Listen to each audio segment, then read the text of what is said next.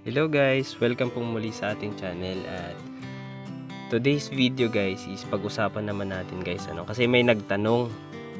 'Di ba guys, may video tayong ginawa dito sa channel natin na parang diniscuss natin doon kung pwede bang paghalo-haluin halimbawa yung insecticide sa fungicide sa halimbawa sa foliar fertilizer. May video tayong ganun guys dito. So, ayan, ilagay ko na lang guys yung or hanapin niyo na lang sa channel natin yung regarding doon. Guys, may nag-comment kasi doon. Ang sabi niya, pwede po bang paghaluin naman yung mga organic fertilizer guys, sa mga other na gamot, halimbawa ng mga ganito. Yung mga kasi guys, yung mga tawag dito, mga foliar or organic natin na mga pataba guys is hindi ko siya nire-recommend guys. Hindi siya nire-recommend talaga na haluan ng kahit anong synthetic. Yun guys, talaga yan. Huwag nyong hahaluan guys yung mga organic nyo na pataba. Organic nyo na foliar fertilizer ng kahit anong synthetic.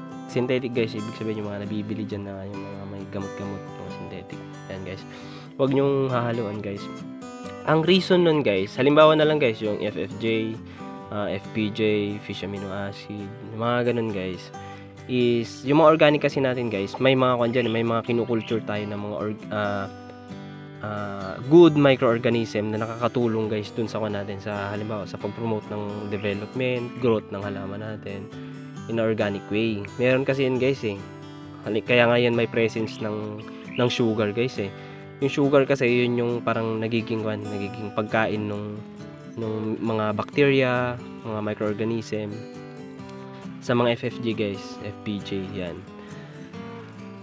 So yun guys, huwag nyo pong paghahaluin kasi may chance guys na mapatay ng isang synthetic kapag hinalo natin siya doon. Mapatay niya yung good microorganisms na content ng ating organic. So hindi talaga siya guys. Yun po yung short answer guys. Huwag nyo paghahaluin yung organic. Kapag nag-organic kayo guys, organic lang, pure lang, organic lang kayo. Huwag nyong hahaluan.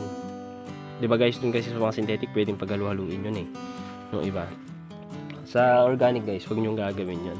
And maganda pa nga sana guys, ang isang recommendation ko pa diyan, kung halimbawa meron kayong mag-spray kayo ng mga organic ganyan, meron dapat kayong designated na halimbawa sprayer for organic lang.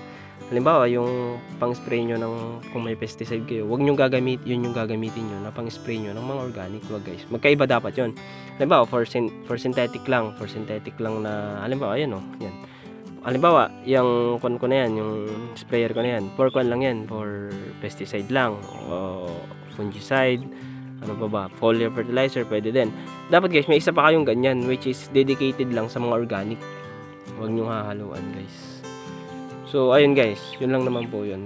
Hindi po pwedeng paghaluin kasi nga yun, mamamatay yung mga microorganism na good microorganism na content ng ating mga organic fertilizer. So yun guys, hindi po talaga sila pwedeng paghaluin. So yun lang naman guys, sana nasagot ko yung nagtanong. Hindi ko lang maalala kasi kung ano yung pangalan niya, pero nagtanong kasi siya. Ayun sir, hindi po pwedeng paghaluin sir. So, salamat guys.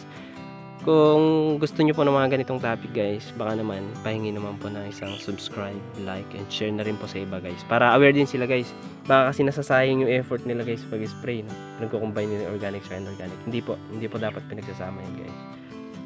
Yun lang naman guys, maraming salamat po sa suporta at tiwala. Sana po marami pa po tayong matulungan. God bless po at mabuhay po kayo.